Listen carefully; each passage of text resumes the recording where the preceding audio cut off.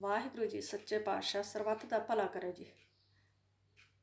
ਨੀਂਦ ਹੈ ਜਿਹੜੀ ਉਹ ਤਨ ਦਾ ਵਿਸ਼ਰਾਮ ਹੈ, ਕਿਉਂਕਿ ਨੀਂਦ ਲੈ ਕੇ ਅਸੀਂ ਕਹਿ ਦਿੰਦੇ ਹਾਂ ਕਿ ਆਰਾਮ ਕਰਦੇ ਹਾਂ, ਥਕੇਵਾਂ ਉਤਰ ਜਾਂਦਾ ਹੈ।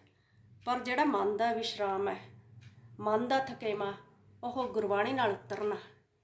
ਕਿਉਂਕਿ ਜੇ ਅਸੀਂ ਗੁਰਬਾਣੀ ਸੁਣਾਂਗੇ, ਗੁਰਬਾਣੀ ਮੰਨਾਂਗੇ, ਗੁਰਬਾਣੀ 'ਤੇ ਅਮਲ ਕਰਾਂਗੇ, ਅਸੀਂ ਗੁਰਬਾਣੀ ਨੂੰ ਦਿਲੋਂ ਮੰਨਾਂਗੇ, ਮਨ ਤੋਂ ਮੰਨਾਂਗੇ, ਸ਼ਬਦ ਗੁਰੂ ਨੂੰ ਧਿਆਵਾਂਗੇ, ਸ਼ਬਦ ਗੁਰੂ ਨਾਲ ਜੁੜੇ ਰਹਾਂਗੇ, ਸੱਚੇ ਪਾਤਸ਼ਾਹ ਜੀ ਦਾ ਸ਼ੁਕਰਾਨਾ ਕਰਾਂਗੇ, ਉਹਦੀ ਰਜ਼ਾ 'ਚ ਰਹਾਂਗੇ, ਉਹਦੇ ਹੁਕਮ 'ਚ ਰਹਾਂਗੇ, ਤਾਂ ਇਹ ਸਾਡੇ ਮਨ ਦਾ ਵਿਸ਼ਰਾਮ ਹੈ। ਸਾਡਾ ਮਨ ਆਪਣੇ ਆਪ ਖੜ ਜਾਊਗਾ, ਕਿਤੇ ਨਹੀਂ ਭਟਕਦਾ ਆਪਣਾ ਮਨ, ਕਿਉਂਕਿ ਅਸੀਂ ਉਸ ਵਾਹਿਗੁਰੂ ਦੇ ਜਾਏ ਬਣ ਕੇ ਰਹਾਂਗੇ ਜਦੋਂ।